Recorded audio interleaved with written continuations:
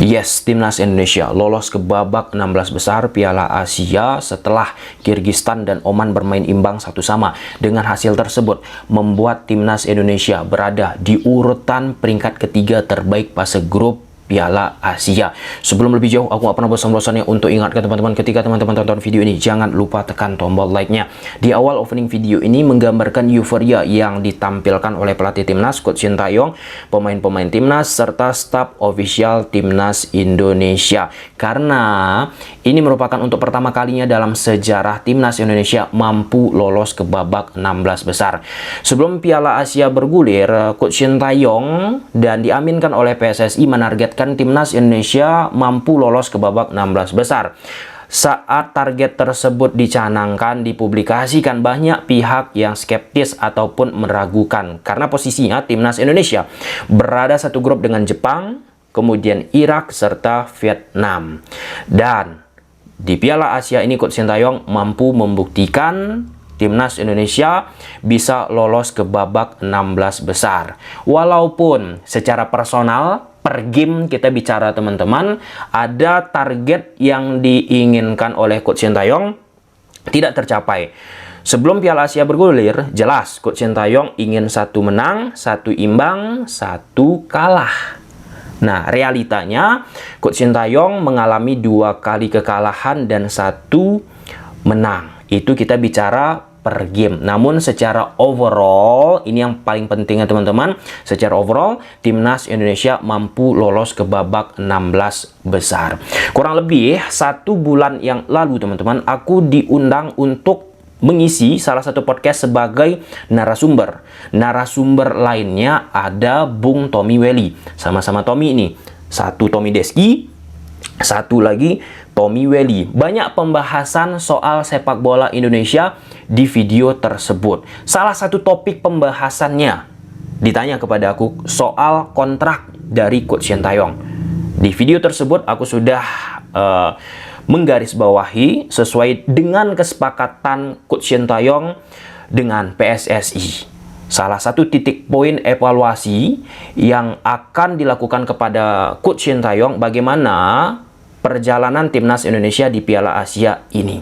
Dan Coach Sintayong membuktikan janjinya, quote and quote, untuk lolos ke babak 16 besar. Artinya, tidak ada alasan lagi untuk momen sekarang ini tidak memperpanjang kontrak Coach Sintayong. Seperti yang sudah aku sampaikan lebih kurang 1 bulan yang lalu. Kita lihat perkembangan sepak bola Indonesia dan pemain-pemain Vietnam, pemain-pemain Jepang, pemain negara-negara lain serta pelatih Jepang, itu mereka memuji perkembangan Timnas Indonesia di bawah asuhan Coach Sintayong. Memuji artinya perkembangan sepak bola Indonesia kita sudah di jalan yang benar. Apalagi dengan perjalanan, dengan permainan Timnas Indonesia menghadapi Jepang, menghadapi Irak, teman-teman, menghadapi Vietnam, khususnya Jepang sih ya. Meski ya ada beberapa hal tetap harus diperbaiki oleh pemain Timnas Indonesia, itu nggak bisa kita pungkiri teman-teman, tetapi kerja keras yang dilakoni, yang ditampilkan oleh pemain Timnas Indonesia. Selesai Coach Sintayong mengetahui Timnas Indonesia lolos ke babak 16 besar Piala Asia, Coach Shin pun menekankan kerja keras dari pemain Timnas Indonesia. Coach Shin bilang, meski kalah 2 kali, Coach Shin tetap senang pemain bekerja keras. Tanpa kerja keras, sulit untuk mencapainya. Ya, layak kita memberikan apresiasi kepada pemain-pemain Timnas Indonesia yang sudah berjuang, kemudian pelatih serta staf official Timnas. Jadi, untuk momen sekarang, aku rasa tidak ada alasan untuk tidak memperpanjang kontrak Coach Sintayong. Kemudian yang kedua, Timnas Indonesia akan menghadapi Australia. Kita sepakat kan dengan quote ataupun statement seperti ini. Kompetisi yang baik maka akan menghasilkan timnas yang baik. Nah, Liga Indonesia, klub-klubnya pernah menghadapi wakil dari Liga Australia untuk berlaga di level AFC Cup ataupun Liga Champions Asia. Kita bicara yang edisi terakhir ini dulu aja ya. Bali United pernah menghadapi klub asal Liga Australia di AFC. Meskipun Bali United harus tersisih nih, belum lama ini.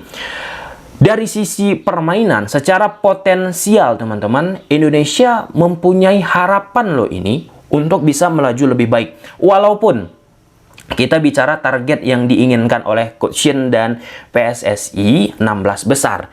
Namun ketika kita mengintip apa dan siapa lawan kita, yaitu Australia tentunya, ada secerca harapan, ada momentum lebih tepatnya untuk bisa menciptakan sejarah lagi. Nah, jadi di AFC edisi terakhir, teman-teman, perwakilan klub Liga Australia pernah juga melakoni laga dengan klub Liga Kamboja. Di pertandingan tersebut, Phnom Penh berhasil mengarahkan MacArthur dengan skor akhir 3-0. Kamboja, klub Liga Kamboja untuk pertama kali dalam sejarah. Nah, kenapa aku membahas pertandingan-pertandingan AFC, baik itu contohnya tadi Phnom Penh klub Liga Kamboja ataupun Bali United, karena kita korelasikan kompetisi yang kuat menghasilkan timnas yang kuat. Kompetisi itu kan berisi klub-klub. Nah, untuk posisi sekarang, klub-klub Liga Indonesia, contoh Bali pun mampu loh menghasilkan perlawanan yang cukup intens kala menghadapi MacArthur.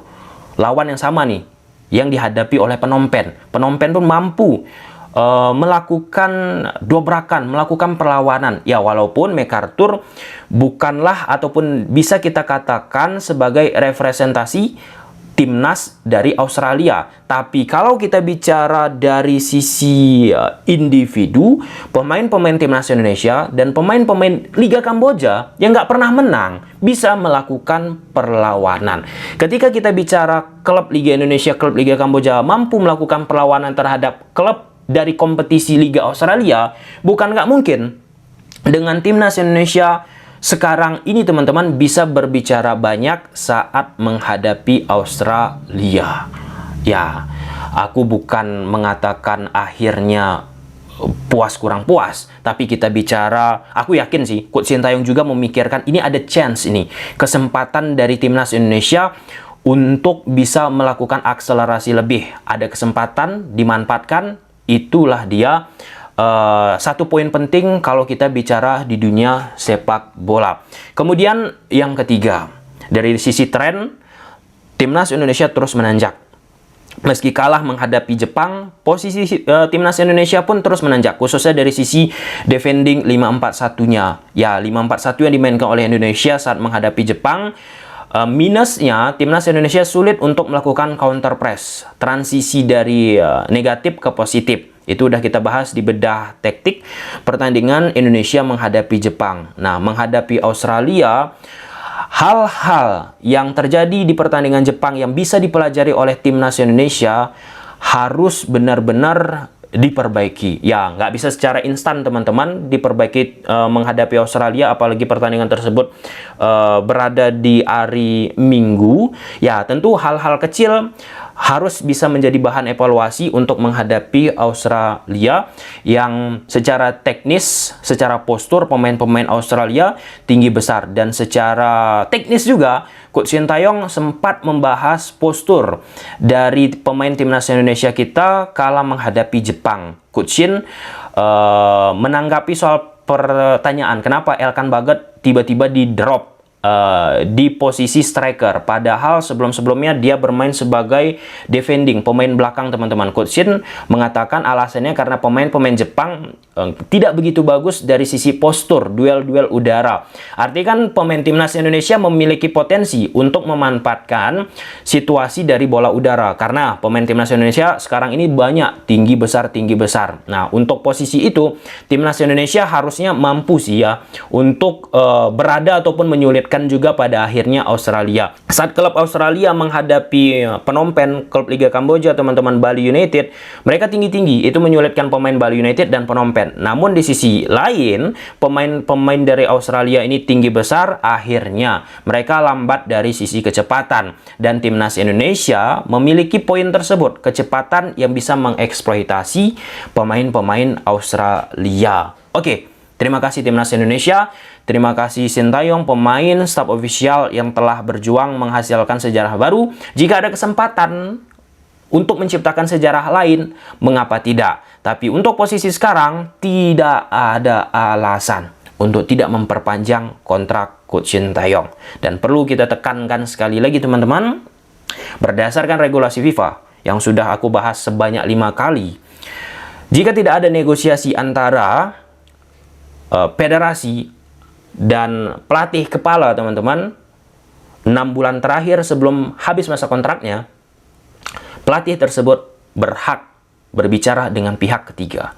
Hal itu berlaku seperti apa yang terjadi dengan Carlos Portes. Tidak ada pembicaraan dengan Arema, dan akhirnya Carlos Portes menggunakan regulasi tersebut untuk bisa diskusi dengan klub-klub lain. 6 bulan sebelum kontrak habis tidak ada pembicaraan, pelatih pemain tersebut bisa melakukan diskusi dengan klub ataupun negara lain. Gimana menurut teman-teman? Coba silahkan tulis di kolom komentar. Bye.